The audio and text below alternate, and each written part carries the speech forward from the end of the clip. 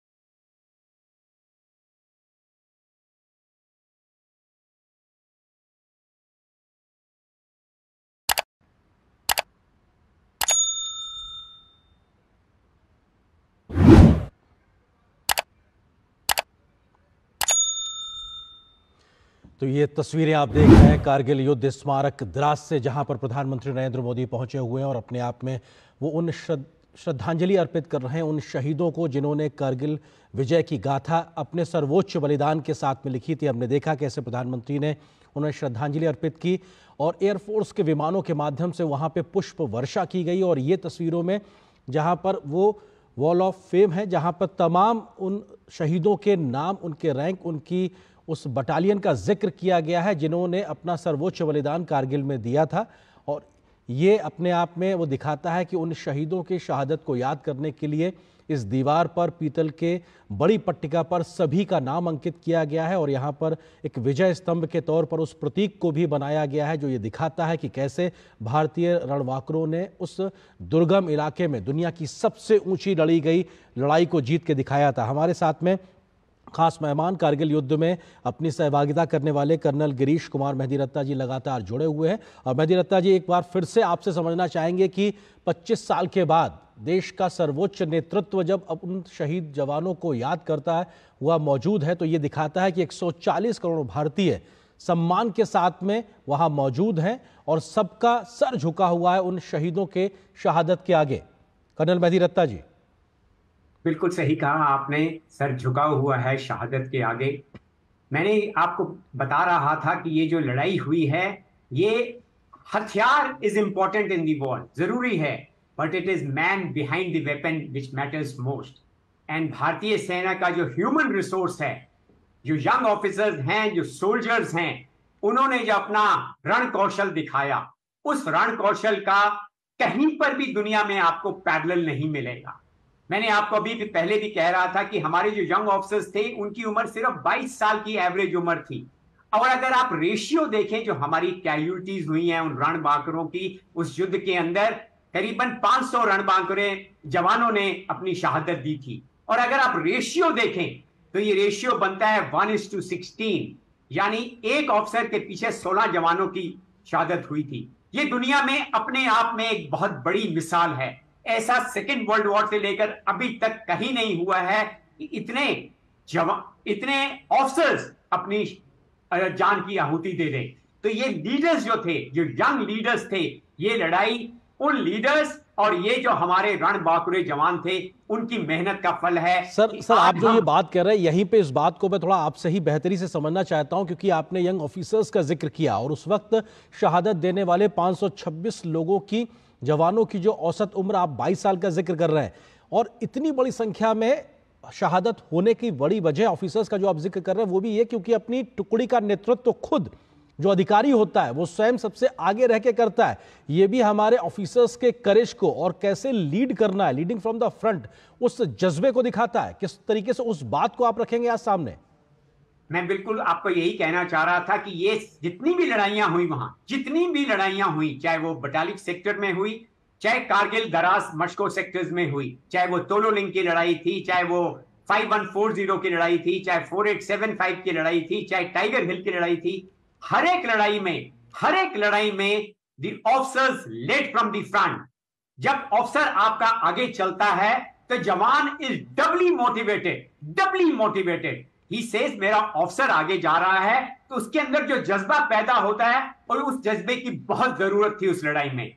मैं आपको बता रहा था कि ये चोटियां थी जहां पर दुश्मन बैठा हुआ था और हम खुले में नीचे से जा रहे थे, ओपन में वो हमारे ऊपर एम्ड फायर ला रहा था।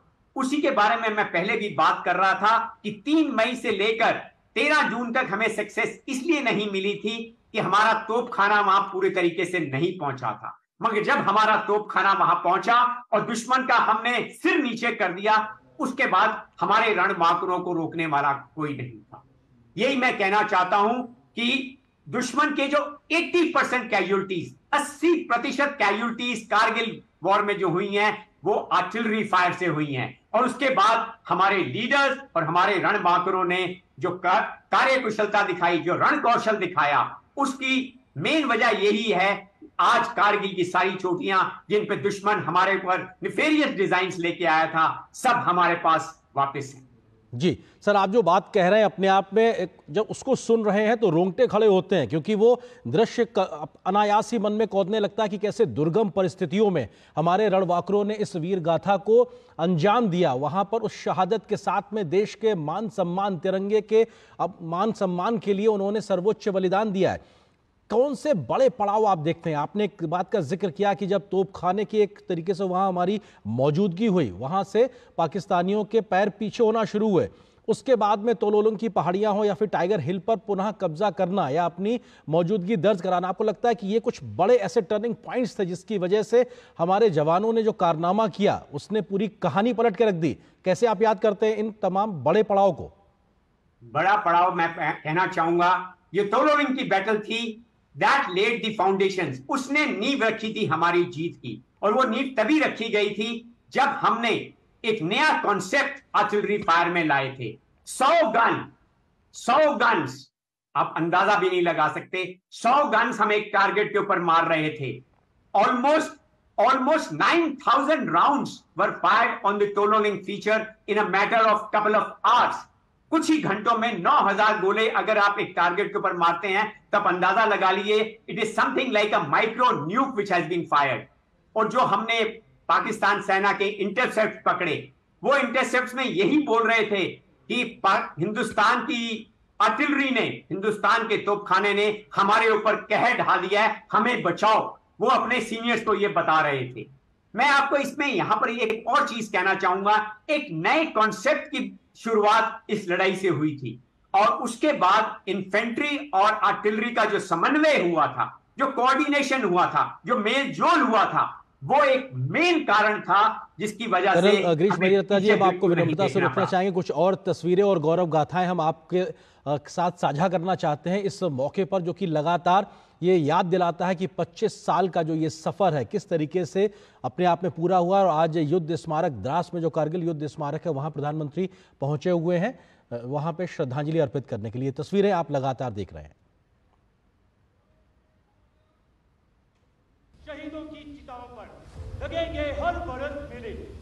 जय हिंद, मैं राइफलमैन अमित सिंह। और मैं राइफलमैन जीवन श्रेष्ठा, 7 बटालियन 11 गोरखा राइफल भारतीय सेना की तरफ से आप सभी का इस कारगिल वॉर मेमोरियल में हार्दिक स्वागत तथा अभिनंदन करते हैं। कारगिल युद्ध का एक बड़ा भाग इसी द्रोण सेक्टर से लड़ा गया। इसके अलावा आप जिस स्थान पर उपस्थित हैं, वहां से उन पहाड़ियों की चंद एक चोटियां दिखाई देती हैं, जिन पर सन 1999 में पाकिस्तानी सेना ने धोखे से घुसपैठ की थी। आप जिस रास्ते से आए हैं उसे नेशनल हाईवे के नाम से जाना जाता है। टाइगर हिल की ऊंचाई समुद्र तल से लगभग 16,700 फीट है। टाइगर हिल बाएं, दूसरी नुकीली चोटी, नाम राइनो हॉर्न बाएं, एक हल्का गोलाकार टॉप, नाम 0.4875 को आज हम बत्रा टॉप के नाम से जानते हैं। आपके सामने तोलोलिंग पहाड़ पर दुश्मन के करीब 100 सैनिक थे। ये उनके द्वारा की गई एक गहरी घुसपैठ थी। वहां से दुश्मन NH-1 पर प्रभावशाली फायर डाल रहा था। 2 जुलाई की रात दोनों ही बटालियनों ने भिन्न भिन्न दिशाओं से हमला शुरू किया। लक्ष्य कठिन था पर असंभव नहीं। इस उत्तम उत्साह की लड़ाई के बाद अंत 11 जुलाई टाइगर हिल की चोटी पर फिर से तिरंगा लहराया गया। उनके अदम्य साहस को देखते हुए 18 ग्रेनेडियर थे, जिन्हें योगेंद्र सिंह यादव को परमवीर चक्र और लेफ्टिनेंट बलवान सिंह को महावीर चक्र से सम्मानित किया गया। 0.4875 और उसके आसपास की चोटियों को कब्जा करने की जिम्मेदारी 13 जम्मू एंड कश्मीर राइफल, 17 जाट व 2 नागा फोर्स दी गई। तीनों ही बटालियनों ने 4 जुलाई से लेकर 7 जुलाई तक चले इस संघर्षपूर्ण मुकाबले में अलग अलग दिशाओं से हमला कर दुश्मन को मुंह तोड़ जवाब दिया। इस ऑपरेशन में 13 जम्मू एंड कश्मीर राइफल के कैप्टन विक्रम बत्रा ने साहस का नया अध्याय लिखते हुए अपने प्राणों को देश के नाम निछावर कर दिया। शहीदों की चिताओं पर लगेंगे हर बरस मेले। जय हिंद, मैं राइफलमैन अमित सिंह। और मैं राइफलमैन जीवन श्रेष्ठा, 7 बटालियन 11 गोरखा राइफल भारतीय सेना की तरफ से आप सभी का इस कारगिल वॉर मेमोरियल में हार्दिक स्वागत तथा अभिनंदन करते हैं। कारगिल युद्ध का एक बड़ा भाग इसी द्रोण सेक्टर से लड़ा गया। इसके अलावा आप जिस स्थान पर उपस्थित हैं, वहां से उन पहाड़ियों की चंद एक चोटियां दिखाई देती हैं, जिन पर सन 1999 में पाकिस्तानी सेना ने धोखे से घुसपैठ की थी। आप जिस रास्ते से आए हैं उसे नेशनल हाईवे 1 के नाम से जाना जाता है।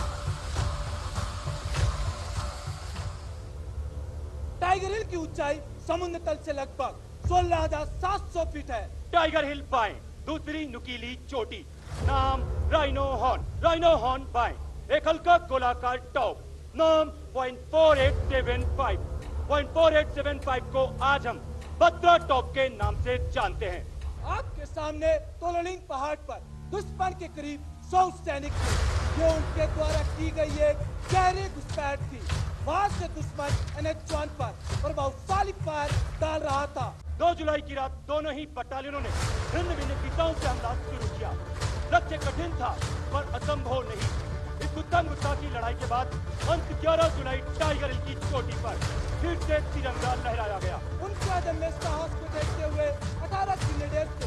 ग्रेनेडियर योगेंद्र सिंह यादव को परमवीर चक्र और लेफ्टिनेंट बलवान सिंह को महावीर चक्र से सम्मानित किया गया। 0.4875 फौज के आसपास की चोटियों को कब्जा करने की जिम्मेदारी 13 जम्मू एंड कश्मीर राइफल्स, 17 जाट व 2 नागा फौज दी गई। तीनों ही बटालियनों ने 4 जुलाई से लेकर 7 जुलाई तक चले इस संघर्षपूर्ण मुकाबले में अलग अलग दिशाओं से हमला कर दुश्मन को मुंह तोड़ जवाब दिया। इस ऑपरेशन में 13 जम्मू एंड कश्मीर राइफल के कैप्टन विक्रम बत्रा ने साहस का नया अध्याय लिखते हुए अपने प्राणों को देश के नाम निछावर कर दिया। शहीदों की चिताओं पर लगेंगे हर बरस मेले। जय हिंद, मैं राइफलमैन अमित सिंह और मैं राइफलमैन जीवन श्रेष्ठ 7 बटालियन 11 गोरखा राइफल भारतीय सेना की तरफ से आप सभी का इस कारगिल वॉर मेमोरियल में हार्दिक स्वागत तथा अभिनंदन करते हैं। कारगिल युद्ध का एक बड़ा भाग इसी द्रोण सेक्टर से लड़ा गया। इसके अलावा आप जिस स्थान पर उपस्थित हैं, वहां से उन पहाड़ियों की चंद एक चोटियां दिखाई देती हैं, जिन पर सन 1999 में पाकिस्तानी सेना ने धोखे से घुसपैठ की थी। आप जिस रास्ते से आए हैं उसे नेशनल हाईवे 1 के नाम से जाना जाता है। टाइगर हिल की ऊंचाई समुद्र तल से लगभग 16,700 फीट है। टाइगर हिल बाएं, दूसरी नुकीली चोटी, नाम राइनो हॉर्न बाएं, एक हल्का गोलाकार टॉप, नाम 0.4875 को आज हम बत्रा टॉप के नाम से जानते हैं। आपके सामने तोललिंग पहाड़ पर दुश्मन के करीब 100 सैनिक थे। ये उनके द्वारा की गई एक गहरी घुसपैठ थी। वहां से दुश्मन NH-1 पर प्रभावशाली फायर डाल रहा था। 2 जुलाई की रात दोनों ही बटालियनों ने भिन्न भिन्न दिशाओं से हमला शुरू किया। लक्ष्य कठिन था पर असंभव नहीं। इस उत्तम गुस्सा की लड़ाई के बाद अंत 11 जुलाई टाइगर हिल की चोटी पर फिर से तिरंगा लहराया गया। उनके अदम्य साहस को देखते हुए 18 ग्रेनेडियर्स थे। ग्रेनेडियर योगेंद्र सिंह यादव को परमवीर चक्र और लेफ्टिनेंट बलवान सिंह को महावीर चक्र से सम्मानित किया गया। 0.4875 फौज के आसपास की चोटियों को कब्जा करने की जिम्मेदारी 13 जम्मू एंड कश्मीर राइफल्स, 17 जाट व 2 नागा फौज दी गई। तीनों ही बटालियनों ने 4 जुलाई से लेकर 7 जुलाई तक चले इस संघर्षपूर्ण मुकाबले में अलग अलग दिशाओं से हमला कर दुश्मन को मुंह तोड़ जवाब दिया। इस ऑपरेशन में 13 जम्मू एंड कश्मीर राइफल के कैप्टन विक्रम बत्रा ने साहस का नया अध्याय लिखते हुए अपने प्राणों को देश के नाम निछावर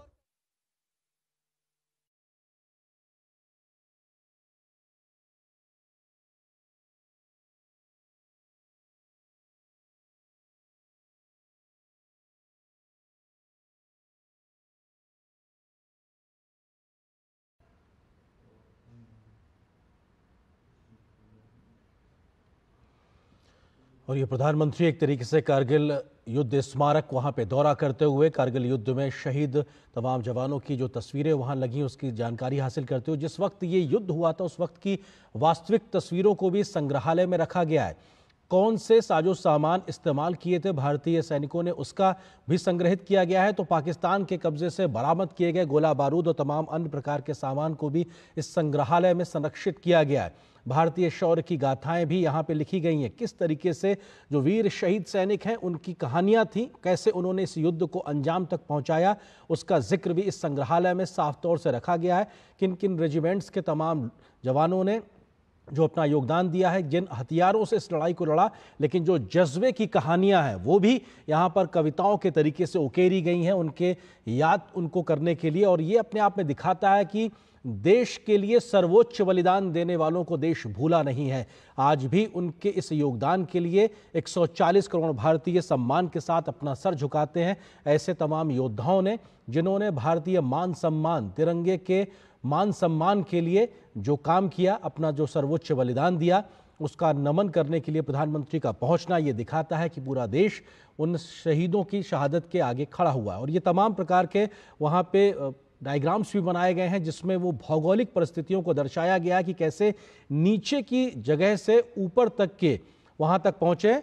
हट ऑफ रिमेम्बरेंस है जहाँ पर, और यहाँ पे अमर संस्मरण जो एक तरीके से यहाँ संग्रहित किए गए हार्ट ऑफ रिमेम्बरेंस के तौर पर इस युद्ध स्मारक का वो हिस्सा जाना जाता है जहाँ पर तमाम चीज़ों को सहेजा गया है।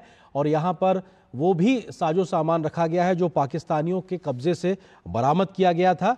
और हार्ट ऑफ रिमेम्बरेंस अपने आप में उन शहीदों की तमाम यादों का जिक्र भी करता है और तमाम ऐसे पत्र भी जो उन वीर जवानों ने अपने परिजनों को लिखे थे जिसमें देशभक्त की भावना से ओतप्रोत वो शब्द, वो भावनाएं कहीं ना कहीं झलकती हैं, उन सब को संग्रहित करने का काम भी किया गया है।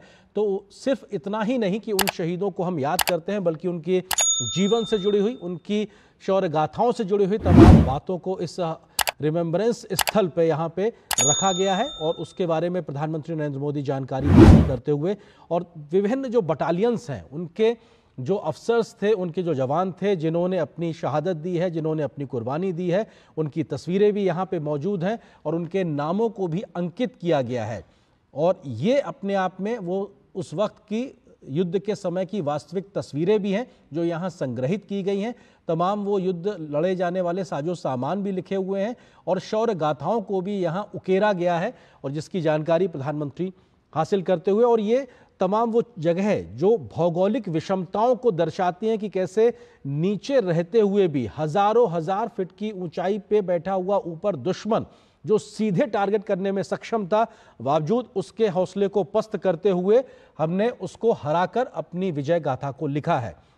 तो ये तस्वीरें आप लगातार प्रधानमंत्री के दौरे से जुड़ी देख रहे हैं और ये ग्रुप फोटो है जिसमें तमाम वो परिजन मौजूद हैं जिनके परिजनों ने शहादत दी है। उस वक्त के जो तमाम जो शहादत देने वाले लोग हैं उनके परिजन भी मौजूद हैं, प्रधानमंत्री की मौजूदगी है, तमाम सेना के बड़े अधिकारी मौजूद हैं और ये दिखाता है कि परिजनों के साथ पूरा देश आज खड़ा हुआ है और तिरंगे की तले ये सबकी मौजूदगी दिखाता है कि ये भारत माता की जय और भारत के इस तिरंगे और मान सम्मान के लिए पीछे दिख रही इन चोटियों, भले ही ये जमीन का एक टुकड़ा मात्र कहा जाए लेकिन वो एक टुकड़ा नहीं, हमारे मान सम्मान का प्रतीक है जिसकी एक एक इंच जमीन को हमने अपनी शौर्य की गाथाओं से अपने लहू को बहाकर हासिल किया और दिखाया दुनिया को और दिखाया पाकिस्तान को कि आपकी एक भी नापाक हरकत को हम नेस्तनाबूद कर देंगे। और ये उस अमर गाथा, उस विजय पथ की कहानी है जो हमारे देश के रणबांकुरों ने, सेनाओं ने मिलकर लिखी है आज से 25 साल पहले कारगिल के युद्ध में। और आज 25 साल का ये पड़ाव हमें उन शहीदों की, उन तमाम युद्धकर्मियों के योगदान को याद दिलाता है जिन्होंने अदम्य शौर्य और पराक्रम को दिखाते हुए आज के इस दिन तक पहुंचने का हम देशवासियों को मौका दिया है। 26 जुलाई 1999 वो दिन जब उस वक्त प्रधानमंत्री रहे अटल बिहारी वाजपेयी जी ने युद्ध जीतने की घोषणा की थी और ये कहा था कि अब ये ऑपरेशन विजय पूरा हुआ है और देश ने इस युद्ध को जीत लिया है।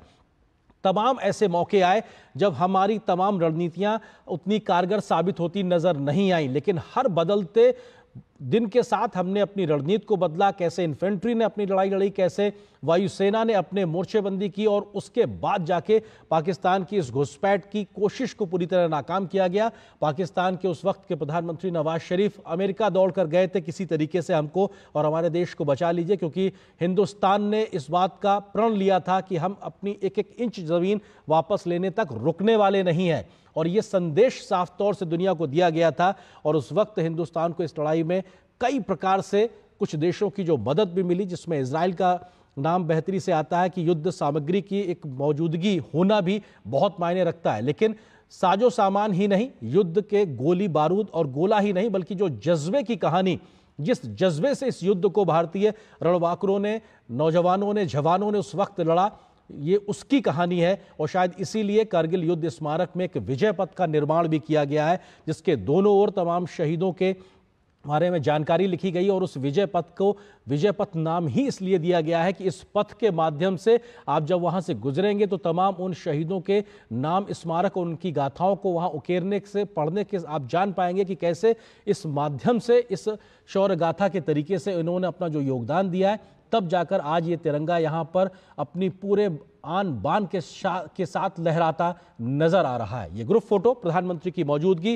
कारगिल युद्ध स्मारक द्रास में और ये वीर भूमि में प्रधानमंत्री ने श्रद्धा सुमन अर्पित किए और अपने आप में पूरे देश की ओर से ये प्रधानमंत्री का सर झुकना ये दिखाता है उन शहीदों के सम्मान में कि पूरा देश आज उनके सम्मान में अपना सर झुकाकर खड़ा हुआ है, नतमस्तक है, क्योंकि देश के लिए जब उन्होंने कुर्बानी दी तब जाकर आज देश तरक्की के इस रास्ते पे आगे बढ़ता नजर आ रहा है। चाहे वो आर्थिक सामाजिक गतिविधियों में हम जो भी ऊंचाइयां हासिल कर रहे हैं, आज वैश्विक पटल पर भारत को जो भी मान सम्मान मिल रहा है, उसकी बड़ी वजह यह है कि हमारे सीमाओं को सुरक्षित रखने के लिए जो योगदान देश की सेना, वायुसेना, नौसेना देती है, वो अपने आप में अतुलनीय है।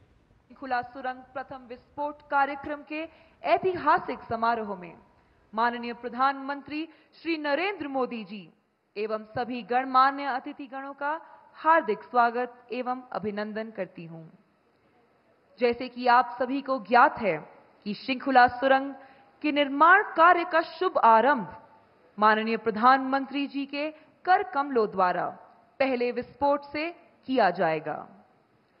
सर्वप्रथम आपके सामने प्रस्तुत है शृंखला सुरंग की रणनीतिक और आर्थिक महत्व के ऊपर तैयार किया गया एक चलचित्र।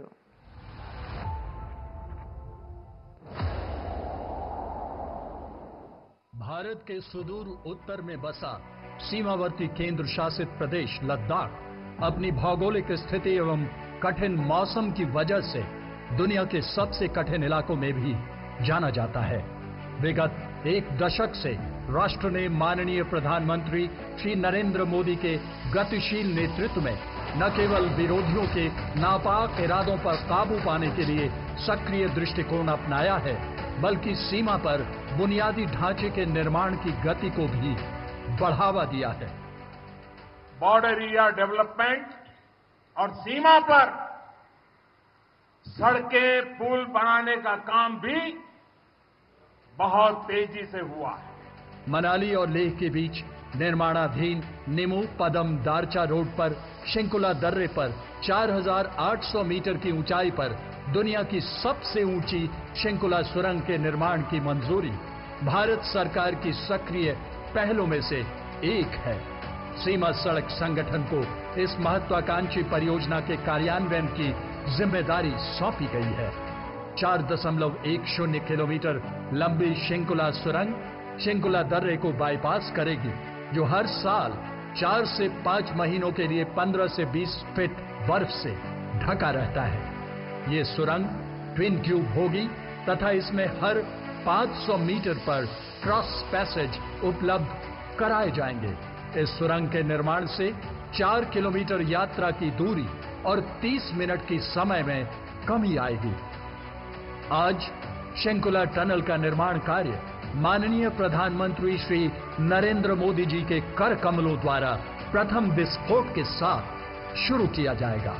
अपने रणनीतिक सैन्य महत्व के अलावा यह सुरंग लद्दाख को हर मौसम में कनेक्टिविटी प्रदान करेगी और हिमाचल प्रदेश तथा लद्दाख में सामाजिक और आर्थिक विकास को बढ़ावा देगी।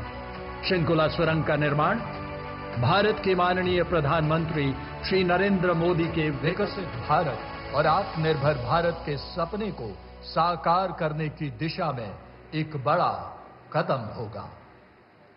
यहां उपस्थित सभी अतिथिगणों को अब मैं वीडियो लिंक के माध्यम से यहां से 500 किलोमीटर दूर शंकुला ले चलती हूं। आप सभी से अनुरोध है कि आप अपने सामने लगी 2 डेटा स्क्रीन की ओर ध्यान दें, जहां शंकुला सुरंग का उत्तर पोर्टल दर्शाया जा रहा है, जिसका निकास नीमू की ओर होगा।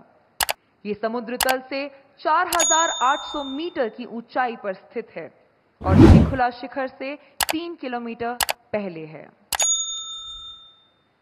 अब मैं माननीय प्रधानमंत्री जी से अनुरोध करती हूं कि वे रिमोट के माध्यम से शिलालेख का अनावरण करते हुए प्रथम विस्फोट करने की अनुमति प्रदान करें।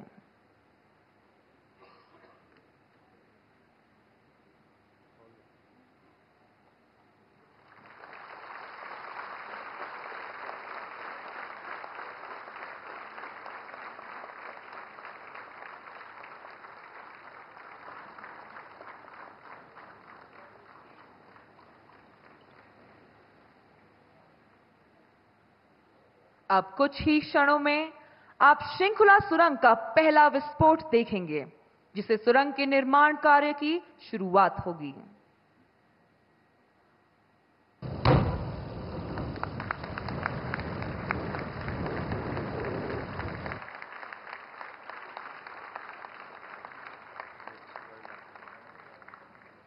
प्रधानमंत्री जी, आपके कुशल नेतृत्व में हमारा देश तेजी से प्रगति कर रहा है। आपकी दूरदर्शिता और सशक्त नीतियों ने हमें आत्मनिर्भर भारत की ओर अग्रसर किया है। मैं आपसे निवेदन करती हूं कि वे इस शुभ अवसर पर अपने बहुमूल्य वचनों से हम सभी का हौसला बढ़ाते हुए हमारा मार्गदर्शन करने की कृपा करें। माननीय प्रधानमंत्री जी।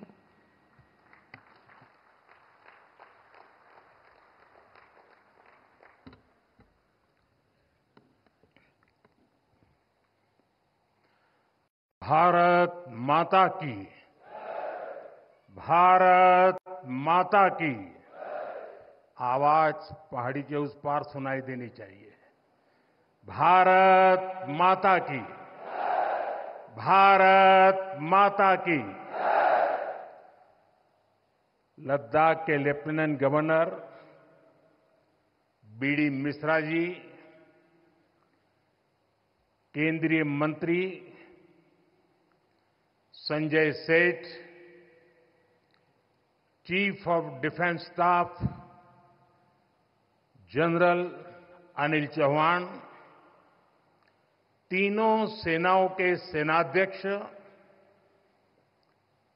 करगिल युद्ध के समय सेनाध्यक्ष रहे जनरल वीपी मलिक जी, पूर्व सेनाध्यक्ष जनरल मनोज पांडे जी, वीरता पुरस्कार प्राप्त सेवारत और सेवानिवृत्त सैनिकों, करगिल युद्ध के बहादुर वीरों की माताएं, वीर नारियां और उनके समस्त परिजन, सेना के बहादुर जवानों और मेरे प्रिय देशवासियों, आज लद्दाख की ये महान धरती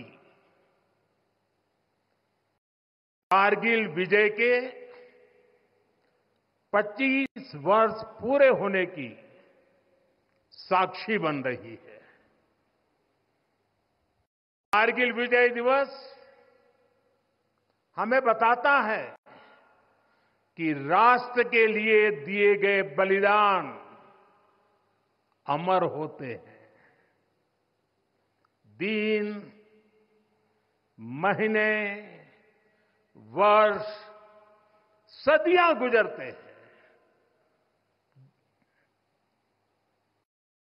सर्दियां भी गुजरती है, मौसम भी बदलते हैं, लेकिन राष्ट्र की रक्षा के लिए अपनी जान की बाजी लगाने वालों के नाम अमिट रहते हैं। ये देश हमारी सेना के पराक्रमी महानायकों का सदा सर्वदा ऋणी है। ये देश उनके प्रति कृतज्ञ है। साथियों, मेरा सौभाग्य है कि कारगिल युद्ध के समय मैं एक सामान्य देशवासी के रूप में अपने सैनिकों के बीच था। आज जब मैं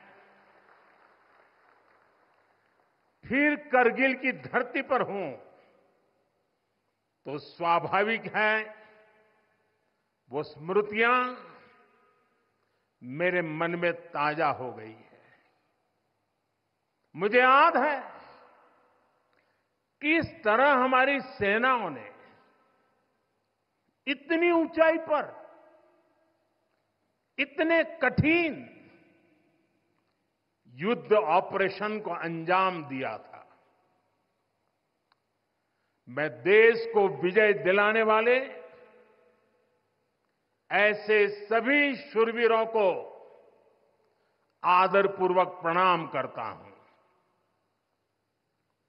मैं इन शहीदों को नमन करता हूं जिन्होंने कारगिल में मातृभूमि की रक्षा के लिए अपना सर्वोच्च बलिदान दिया। साथियों, कारगिल में हमने केवल युद्ध नहीं जीता था, हमने सत्य, संयम और सामर्थ्य का अद्भुत परिचय दिया था।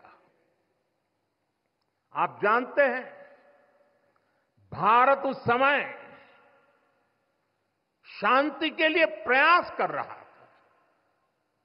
बदले में पाकिस्तान ने फिर एक बार अपना अविश्वासी चेहरा दिखाया। लेकिन सत्य के सामने असत्य और आतंक की हार हुई। साथियों, पाकिस्तान ने अतीत में जितने भी दुष्प्रयास किए, उसे मुंह की खानी पड़ी है। लेकिन पाकिस्तान ने अपने इतिहास से कुछ नहीं सीखा है। वो आतंकवाद के सहारे, प्रॉक्सी वॉर के सहारे अपने आप को प्रासंगिक बनाए रखने का प्रयास कर रहा है। लेकिन आज जब मैं उस जगह से बोल रहा हूं जहां आतंक के आकाओं को मेरी आवाज सीधे सुनाई पड़ रही है, मैं आतंकवाद के इन सरपरस्तों को कहना चाहता हूं कि उनके नापाक मंसूबे कभी कामयाब नहीं होंगे।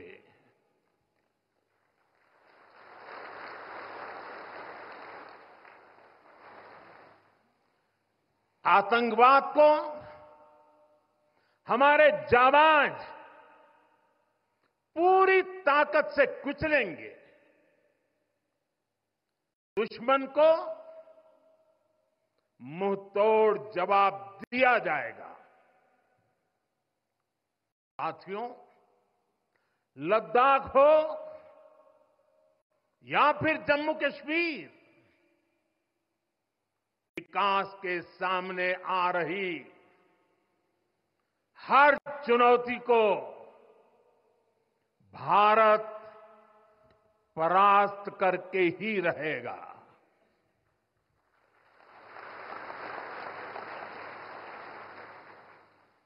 कुछ ही दिन बाद इस 5 अगस्त को आर्टिकल 370 का अंत हुए 5 वर्ष पूरे होने जा रहा है। जम्मू कश्मीर आज नए भविष्य की बात कर रहा है, बड़े सपनों की बात कर रहा है। जम्मू कश्मीर की पहचान G20 जैसी ग्लोबल समिट की अहम बैठक करने के लिए हो रही है। इंफ्रास्ट्रक्चर डेवलपमेंट के साथ साथ जम्मू कश्मीर लेह लद्दाख में टूरिज्म सेक्टर भी तेजी से ग्रो कर रहा है। दशकों बाद कश्मीर में सिनेमा घर खुला है। 3.5 दशक के बाद पहली बार श्रीनगर में ताजिया निकला है। धरती का हमारा स्वर्ग तेजी से शांति और सौहार्द की दिशा में आगे बढ़ रहा है। साथियों, आज लद्दाख में भी विकास की नई धारा बनी है। सिंकुल्ला टनल, इसके निर्माण का काम शुरू हुआ है। सिंकुल्ला टनल के जरिए लद्दाख पूरे साल हर मौसम में देश से कनेक्टेड रहेगा। ये टनल लद्दाख के विकास और बेहतर भविष्य के लिए नई संभावनाओं का नया रास्ता खोलेगी।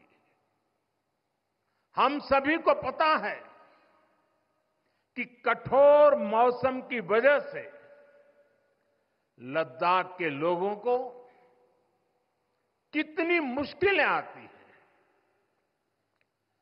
सिंकुल्ला टनल के बनने से ये मुश्किलें भी कम होगी। मैं लद्दाख के मेरे भाई बहनों को इस टनल का काम शुरू होने के लिए विशेष बधाई देता हूं। साथियों, लद्दाख के लोगों का हित हमेशा हमारी प्राथमिकता रहा है। मुझे याद है कोरोना के समय में करगिल क्षेत्र के हमारे कई लोग ईरान में फंस गए थे। उन्हें वापस लाने के लिए मैंने व्यक्तिगत स्तर पर काफी प्रयास किए। ईरान से लाकर उन्हें जैसलमेर में ठहराया गया था और जब स्वास्थ्य की दृष्टि से पूरी तरह संतोषजनक रिपोर्ट मिले, उसके बाद उन सबको उनके घर तक यहां पहुंचाया था। हमें संतोष है कि हम अनेकों जिंदगियों को बचा पाए। यहां के लोगों की सुविधाएं बढ़े, ईज ऑफ लिविंग बढ़े, इसके लिए भारत सरकार निरंतर प्रयास कर रही है। बीते 5 वर्षों में ही हमने लद्दाख के बजट को 1100 करोड़ से बढ़ाकर 6000 करोड़ रुपए कर दिया है। यानी करीब करीब 6 गुना की वृद्धि। ये पैसा आज लद्दाख के लोगों के विकास में, यहां सुविधाएं बढ़ाने में काम आ रहा है। आप देखिए, सड़क, बिजली, पानी, शिक्षा, पावर सप्लाई, रोजगार, लद्दाख में हर दिशा में दृश्य भी बदल रहा है, परिदृश्य भी बदल रहा है।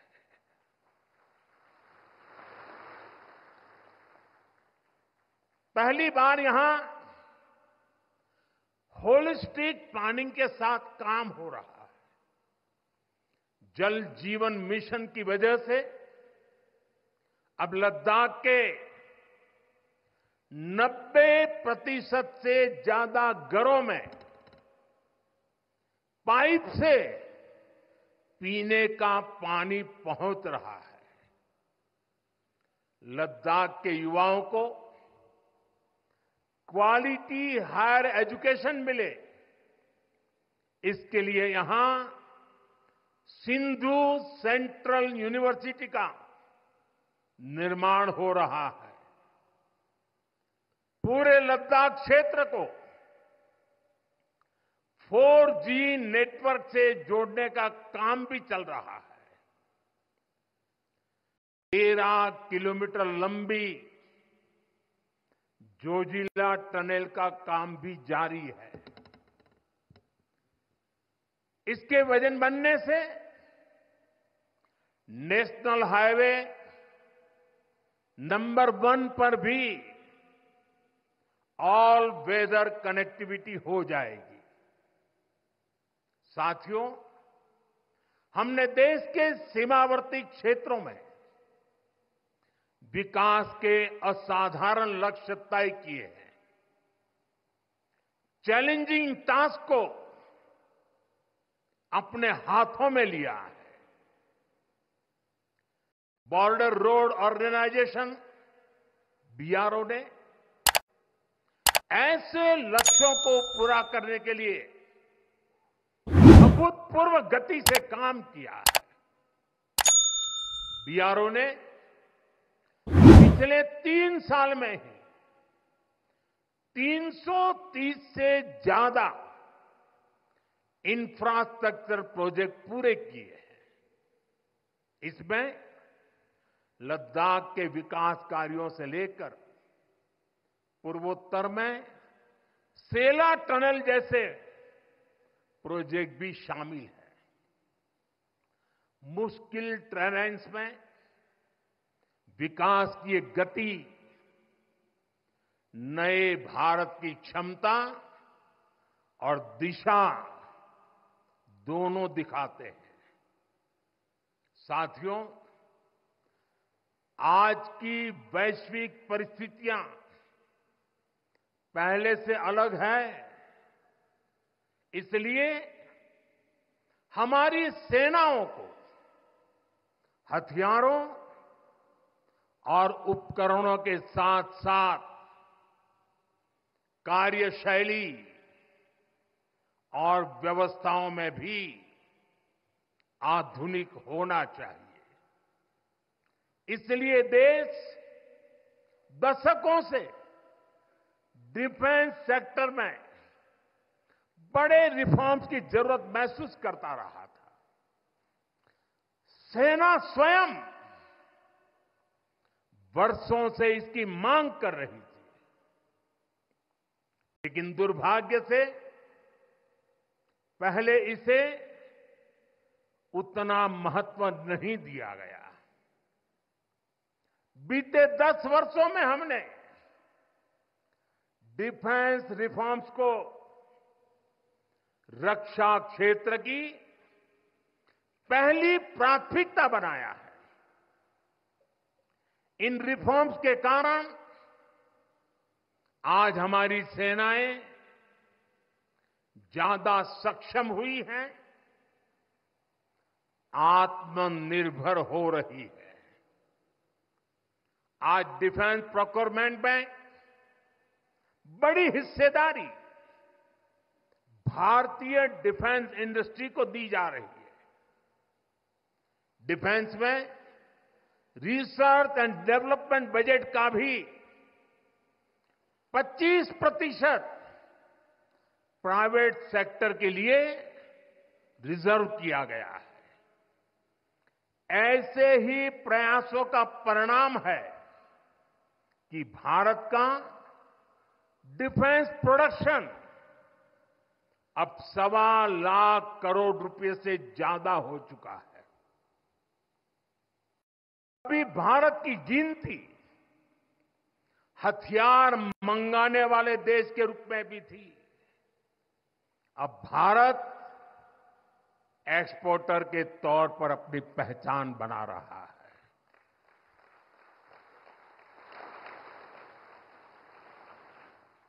मुझे खुशी है कि हमारी सेनाओं ने 5,000 से ज्यादा हथियारों और ये सैन्य उपकरणों की लिस्ट बनाकर ये तय किया है कि अब ये 5,000 आइटम्स बाहर से नहीं मंगवाए जाएंगे। मैं इसके लिए सेना नेतृत्व को बधाई देता हूं। साथियों, डिफेंस सेक्टर में रिफॉर्म्स के लिए भी भारत की आर्म्ड फोर्सेज की सराहना करना चाहता हूं। हमारी सेनाओं ने बीते वर्षों में कई साहसिक निर्णय लिए हैं। सेना द्वारा किए गए जरूरी रिफॉर्म्स का एक उदाहरण अग्निपथ स्कीम भी है। दशकों तक संसद से लेकर अनेक कमेटी तक में सेनाओं को युवा बनाने पर चर्चाएं होती रही है। भारत के सैनिकों की औसत आयु, एवरेज एज, ग्लोबल एवरेज से ज्यादा होना, ये हम सबकी चिंता बढ़ाता रहा है।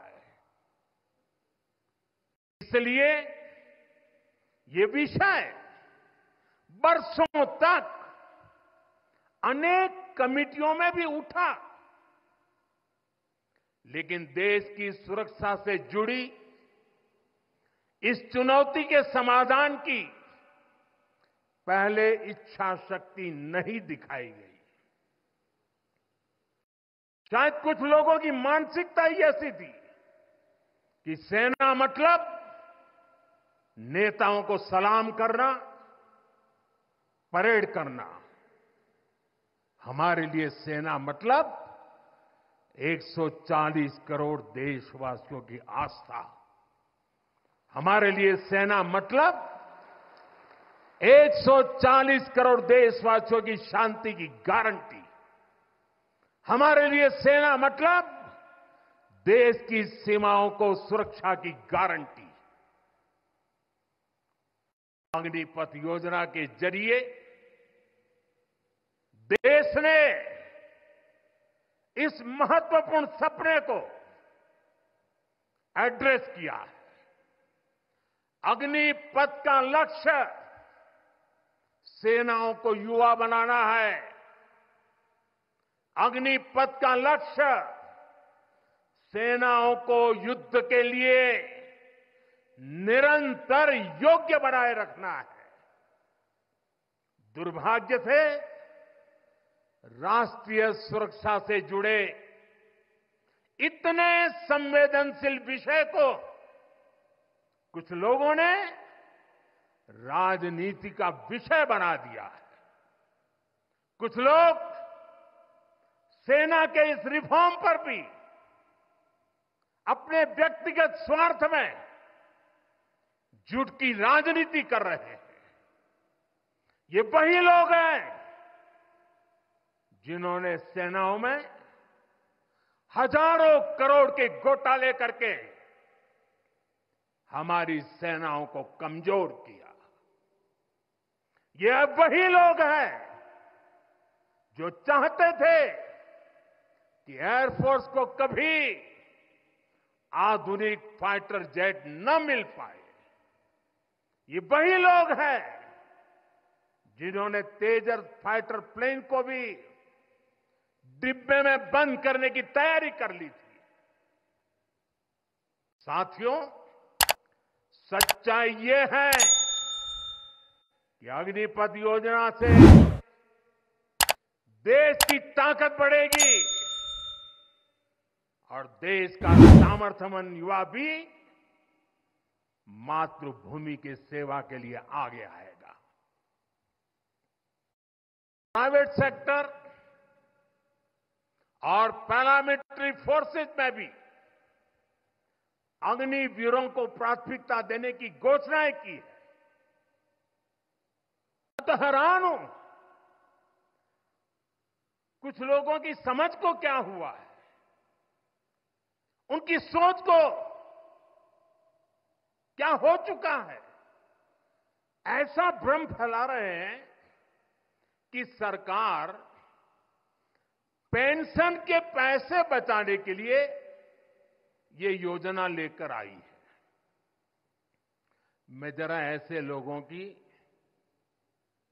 सोच से शर्म आती है, लेकिन मैं ऐसे लोगों से पूछना चाहता हूं, जरा कोई मुझे बताए, आज मोदी के शासनकाल में जो भर्ती होगा, क्या आज ही उसको पेंशन देना है क्या?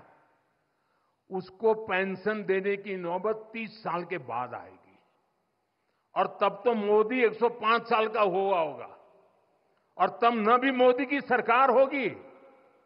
क्या मोदी जब 105 साल का होगा, 30 साल के बाद जो पेंशन बचेगा, उसके लिए मोदी ऐसा राजनीतिक है जो आज गाली खाएगा? क्या तर्क दे रहे हैं? इन साथियों,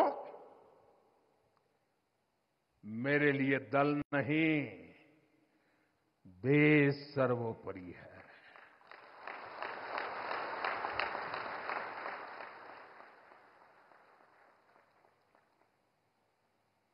और साथियों, मैं आज गर्व से कहना चाहता हूं, सेनाओं द्वारा लिए गए इस फैसले का हमने सम्मान किया है। और जैसा मैंने पहले कहा,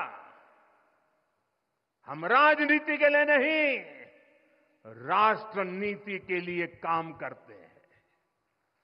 हमारे लिए राष्ट्र की सुरक्षा सर्वोपरि है। हमारे लिए 140 करोड़ की शांति ये सबसे पहले है। साथियों, जो लोग देश के युवाओं को गुमराह कर रहे हैं, उनका इतिहास साक्षी है कि उन्हें सैनिकों की कोई परवाह नहीं है। ये वही लोग हैं जिन्होंने एक मामूली रकम 500 करोड़ रुपए दिखाकर वन रैंक वन पेंशन पर झूठ बोला था। 500 करोड़। ये हमारी सरकार है जिसने वन रैंक वन पेंशन लागू किया। पूर्व सैनिकों को 1.25 लाख करोड़ रुपए से ज्यादा दिए गए। अब कहां 500 करोड़, कहां 1.25 लाख करोड़। इतना झूठ और देश के जवानों की आंख में धूल झोंकने का पाप। वही लोग हैं जिन्होंने आजादी के 7 दशक बाद भी सेना की मांग होने के बावजूद भी, देश के वीर सैनिकों के परिवारों की मांग होने के बाद भी हमारे शहीदों के लिए वॉर मेमोरियल नहीं बनाया। टालते गए, कमिटियां बनाते गए, नक्शे दिखाते गए। ये वही लोग हैं जिन्होंने सीमा पर तैनात हमारे जवानों को पर्याप्त बुलेट प्रूफ जैकेट्स भी नहीं दी थी। और साथियों, ये वही लोग हैं जो करगिल विजय दिवस को भी नजरअंदाज करते रहे। देश की कोटि कोटि जनता के आशीर्वाद है कि मुझे तीसरी बार सरकार बनाने का मौका मिला और इसलिए आज ये महत्वपूर्ण ऐतिहासिक घटना का हम पुण्य स्मरण कर पा रहे हैं। वरना अगर वही आ जाते तो इस युद्ध विजय की इस तारीख को याद नहीं करते। साथियों, कारगिल की विजय ये किसी सरकार की विजय नहीं थी। कारगिल की विजय ये किसी दल का विजय नहीं था। ये विजय देश की थी। ये विजय देश की विरासत है। ये देश के गर्व और स्वाभिमान का पर्व है। मैं एक बार फिर 140 करोड़ देशवासियों की तरफ से मेरे वीर जवानों को श्रद्धापूर्वक नमन करता हूं। सभी देशवासियों को पुनः एक बार कारगिल विजय के 25 वर्ष की शुभकामनाएं देता हूं। मेरे साथ बोलिए, भारत माता की। ये भारत माता की जय मेरे उन वीर शहीदों के लिए है, मेरे वीर भारत मां के वीर सपूतों के लिए है। भारत माता की, भारत माता की, भारत माता की। बहुत बहुत धन्यवाद। गरजा हिंदुस्तान चॅनलला सबस्क्राईब करा आणि ताज्या घडामोडी जाणून घेण्यासाठी बेल आयकॉनवर प्रेस करा।